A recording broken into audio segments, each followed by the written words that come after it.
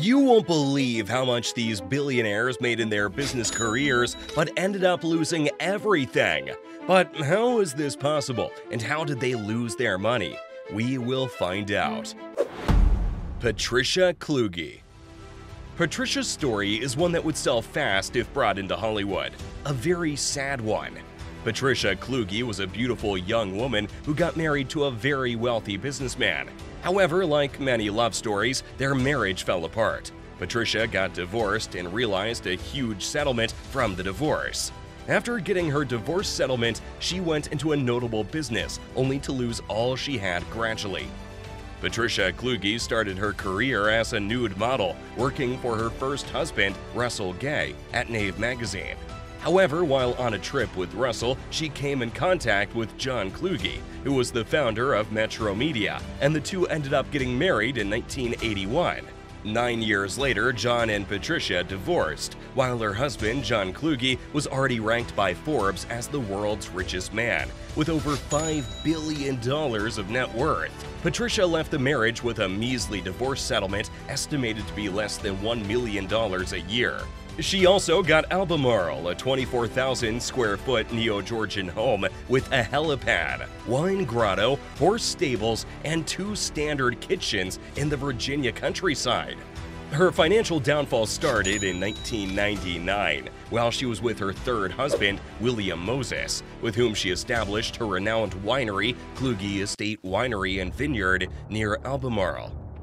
The Kluge Estate Winery quickly rose to fame for its fine vintage and red wine blends. Soon, Kluge wines became widely accepted in luxurious restaurants. This widespread success intoxicated Patricia and led her to decide to expand the business as much as possible. In a span of 5 years, Patricia, according to public records, took out a loan amounting to $65 million. This loan was spent on expanding wine production and building a super luxury subdivision called Vineyard Estates, which was to include 24 multi-million-dollar homes with luxurious features. It was during this period that her financial crisis hit. After successfully constructing the Vineyard Estates, buyers failed to show up, and this led to a huge fall in the property's value. In 2009, Kluge put Albemarle up for sale, listing it for $100 million. The price was, however, cut to $48 million in early 2010 when no one showed interest in buying it.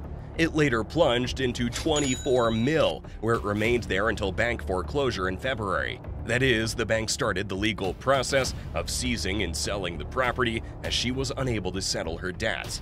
Due to her inability to sell off Albemarle and also settle her debt, Patricia hired an auction house to host a 2-day auction on Albemarle, where she was able to sell off some luxury items in the property one by one. Eventually, about 933 items were sold off at about $15.1 million. In addition to Albemarle, Patricia ended up losing her winery to Farm Credit after she was still unable to clear off her debt. Patricia Kluge eventually died in February 2011 at 62, after losing everything she possessed to debts.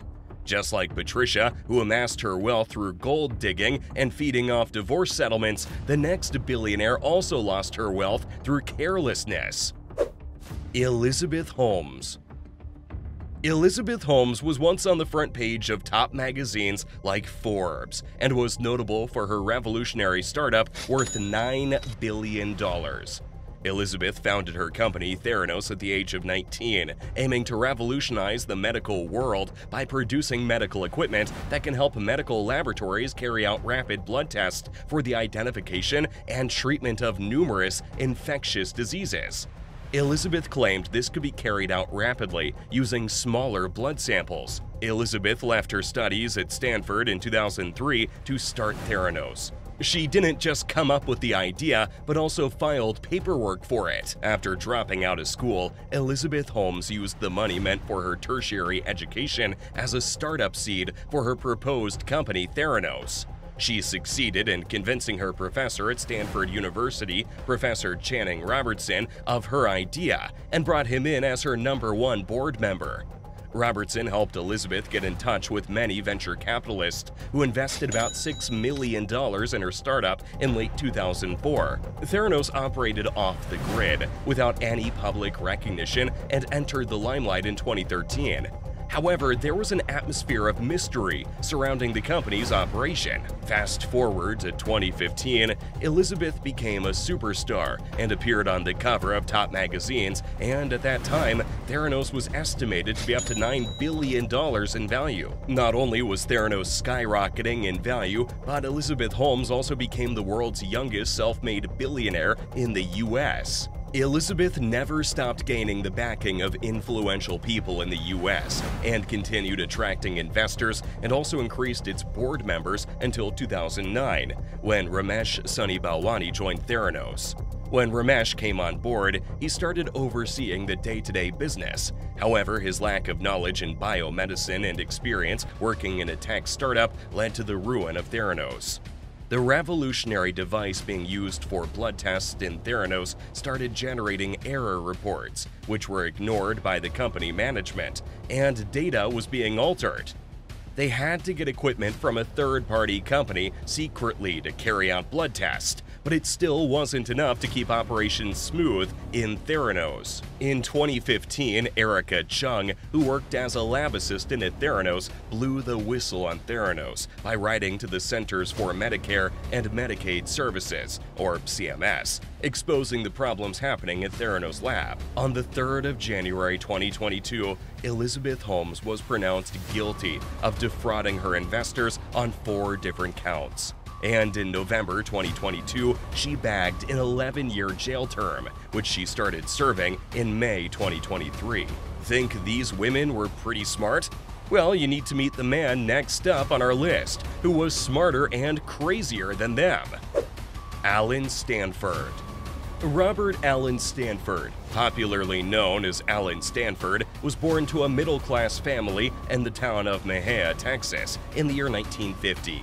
He began his career as an insurance salesman and bookkeeper, but suddenly rose to become a very successful investment manager. As an investment manager, Allen was taking in billions of dollars in assets from prominent figures and investors. Allen started his investment company, Stanford Financial Group, in 1991 in Antigua. He was able to attract clients from about 140 countries, acquiring assets worth $50 billion under his investment management. By 2008, Robert Allen Stanford was one of the richest men in America, with an estimated worth of $2.2 billion. He was known for living an extravagant, jet-setting lifestyle, enjoying power and privilege. According to some reports, he spent almost $100 million on aircraft alone, which included several helicopters and private jets. Not only that, he also spent roughly $12 million to expand his yacht by 6 feet. However, his extravagant lifestyle wasn't the source of his losing his entire wealth, but his conviction in 2012. Allen was arrested and convicted of a $7 billion Ponzi scheme involving tens of thousands of victims. His secret was let out in 2009 when the Securities and Exchange Commission accused Stanford of operating a massive Ponzi scheme with some accomplices and had falsified the Stanford International Bank records to hide their fraud.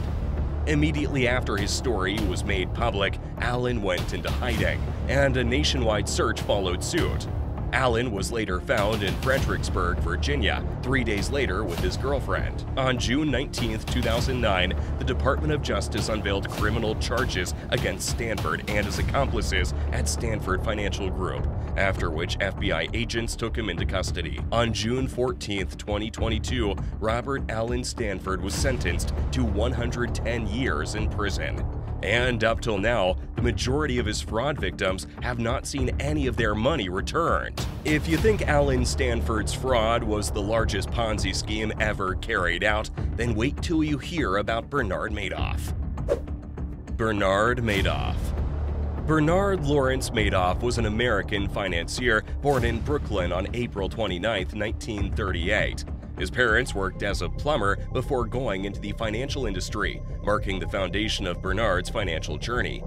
Bernard obtained his bachelor's degree in political science from Hofstra University in 1960 and also attended Brooklyn Law School. He got married to his wife Ruth and set up his financial investment company named Bernard L. Madoff Investment Securities, LLC, with her in 1960. Before starting out as an investment manager, he first started installing sprinklers and working as a lifeguard, from which he earned his first $5,000, which he used in trading penny stocks when he started his investment company. He later persuaded his close friends, families, and others to invest with him. However, his bets went sour when the Kennedy slide flash crash lopped 20% of the market in 1962. When this happened, his father-in-law came to his rescue and bailed him out. Success finally came to Bernard Madoff when he and his brother Peter began to build electronic trading capabilities, which attracted massive order flow and boosted his investment business by providing insights into market activities. At some point in his career, he attracted major investors by claiming to generate large, steady returns through an investing strategy called split strike conversion. Madoff, however, deposited his clients' funds in a single bank account, which he used in settling his existing clients who were due to cash out. He continued funding his investment by attracting more investors and continued enjoying their capital until he was no longer able to maintain his fraud when the market suddenly turned lower in 2008. On the 10th of December, Bernard Madoff confessed his misdeeds to his two sons, who handed him over to the authorities. He had, at this time, up to $64.8 billion in client assets. There was no clear information as to when his fraud started, but while in court, Bernard testified that his Ponzi scheme started in the early 90s, even though his account manager, Frank DePascali, who has been working with him since 1975, claimed his fraud had been happening earlier than Bernard claimed. Bernard Madoff's Ponzi scheme defrauded investors, reaching up to 18,000, and was sentenced to 15 years in prison in 2009. However, he was forced to forfeit $170 billion as restitution. The Madoff Victims Fund, which took care of paying back Bernard Madoff's fraud victims, was said to have distributed its seventh destitution of over $568 million as of September 2021. Think all these people were smart? Wait till you hear about Vijay Mallya, a billionaire who swept billions quietly and is still untouchable by his victims. Vijay Mallya. Vijay Mallya was once one of India's most notable businessmen. He was a symbol of the country's bubbling economy. However, he is no longer the respected billionaire he was, but a fugitive wanted for serious financial crime. How did he go from being one of India's high-profile individuals to becoming one of the country's most wanted fugitives? Vijay was born into a rich family of Vital Mallya, who was the chairman of United Breweries Group.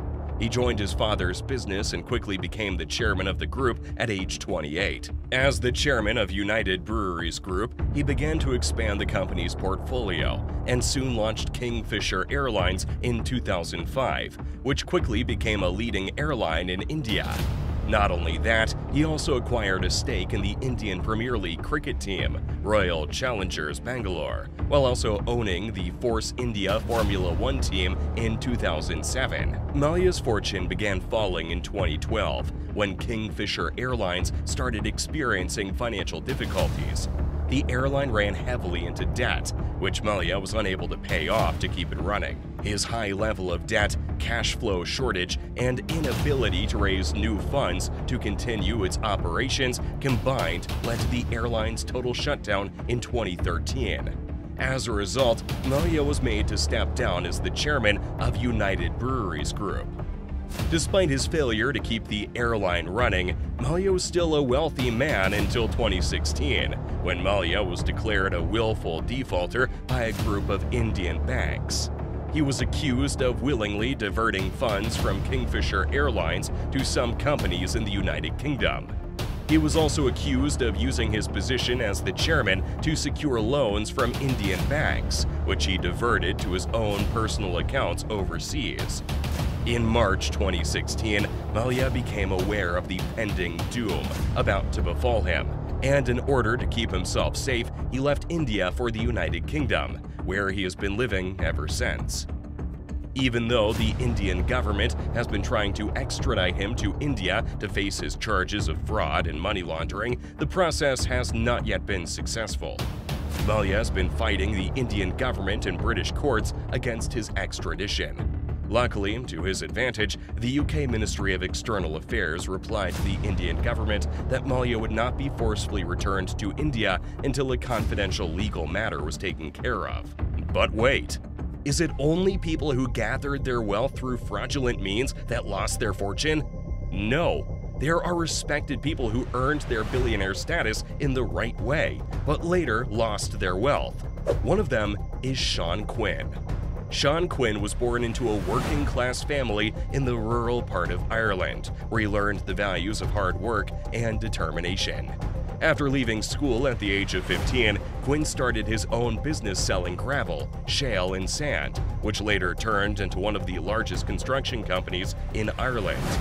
He usually extracted the gravel, sand, and shale from his family's farm, washed the materials, and sold them to local builders. This led to the opening of his company, Sean Quarries Limited, in the late 1980s, which was his first big success. As Quinn's construction business was growing, so did his ambitions.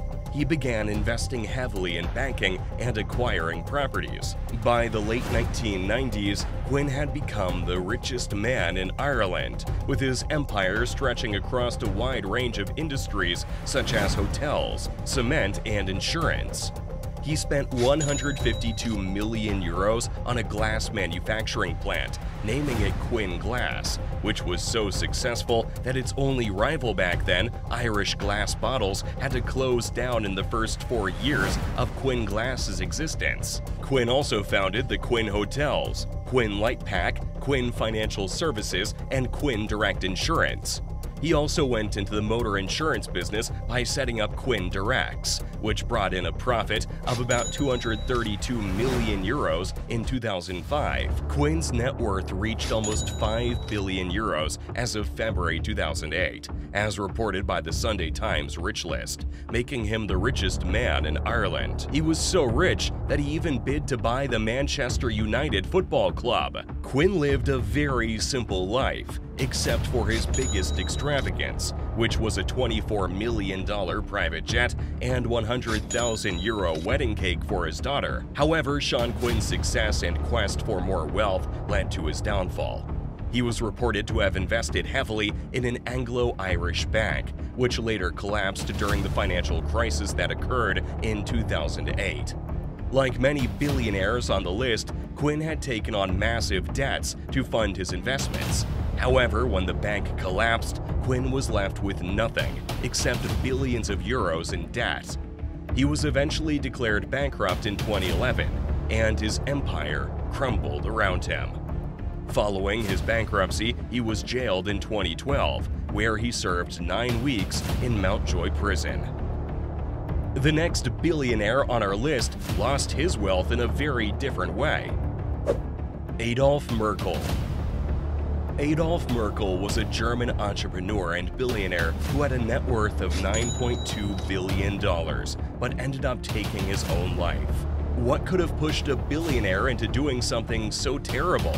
Merkel, born in Dresden, fled with his family from Sudetenland, a region close to the German-Czech border, which was occupied by Adolf Hitler's army and some ethnic Germans in 1938. His family later settled in Blaubeuren, a small town situated in southern Germany, where he started his education until he became a lawyer. Merkel took over his family's business, Merkel GmbH, in 1967 with just 80 employees, which he successfully managed till 1973, when he founded Ratiopharm, the first generic drug manufacturing company in Germany.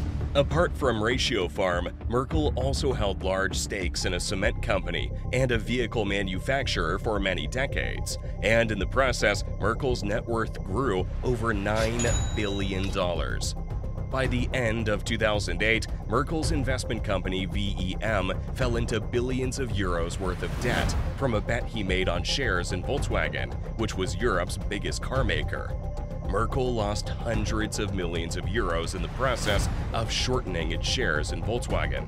Coupled with his loss was the global financial recession that occurred in 2008, which forced Merkel to announce his bankruptcy. His sudden transformation from being the fifth richest man in Germany to declaring bankruptcy while he was unable to do anything to manage the situation took a huge toll on him. Merkel ended his own life, and his remains were found near a rail track in 2009. At the time of his death, his investment company, VEM, owed banks billions of euros. Even though most of these unlucky billionaires used their money in ways that ended up leading them to their ruin, does that mean all rich people live this extravagant and careless life? Of course not. There are those who are extremely rich but live a completely simple life. You definitely don't want to miss watching this video. Extremely rich actors who live like average people.